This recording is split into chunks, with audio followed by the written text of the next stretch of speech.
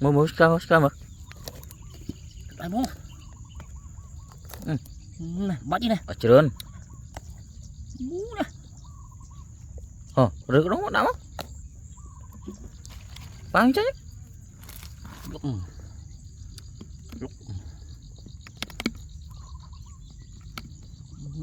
Nè, bắt đi. Ngồi chỗ lộ. Chỗ. Tức ơi. Cái bên đó mà.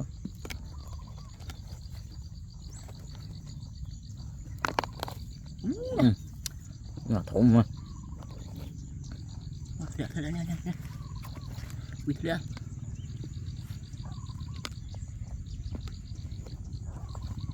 Bú nè.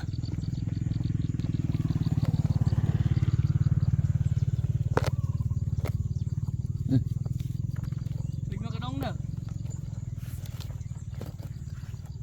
Tôi dạ. Bú nè. Thấy kìa. Tiểu ngữ.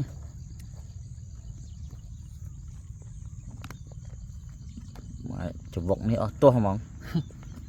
Chừng club bích chứ nè. Vọng đi.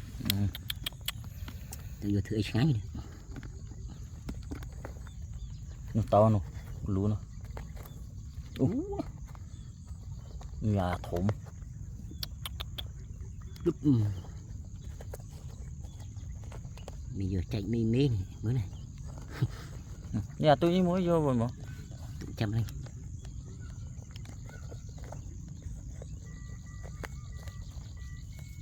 Nó crom.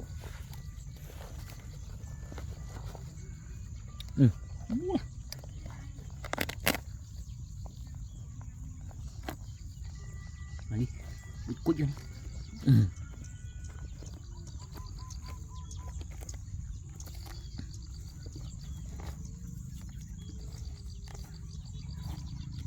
Nè. Nè. Tự ra đây nè. Đẹp mong. Nó cắp đi mà. Nó.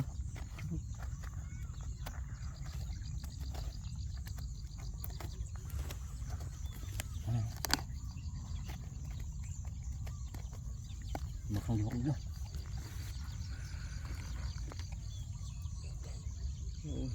Tịnh mũi đấy.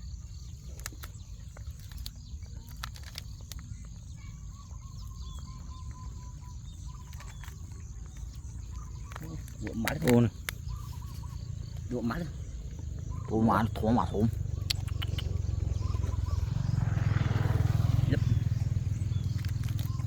Nó kiên.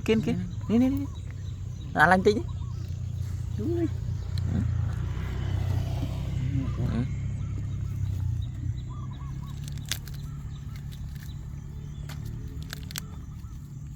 Chả côn vì.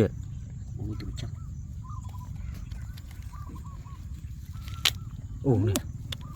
Nè. Bảo một đôi. Phi bay phi. Được cua má lên.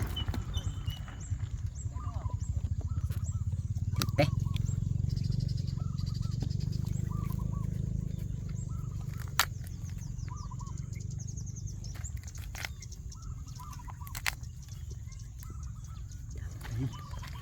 Cảm ơn.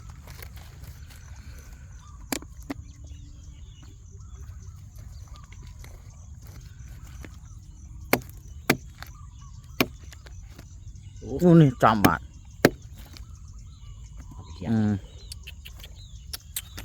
Giặt cho nó.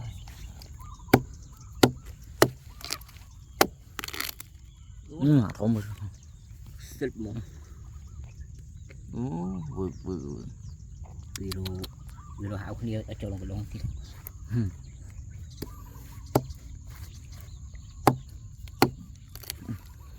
Chụp đấy.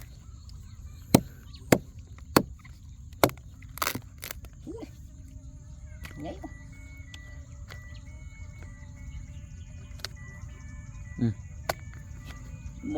Tròn màu. Cặp một đợt thế này.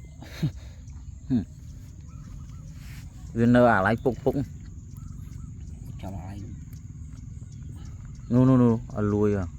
Ở đây này. Cái ba. Tịnh đó. con sườn อู้ chòm tí đó อู้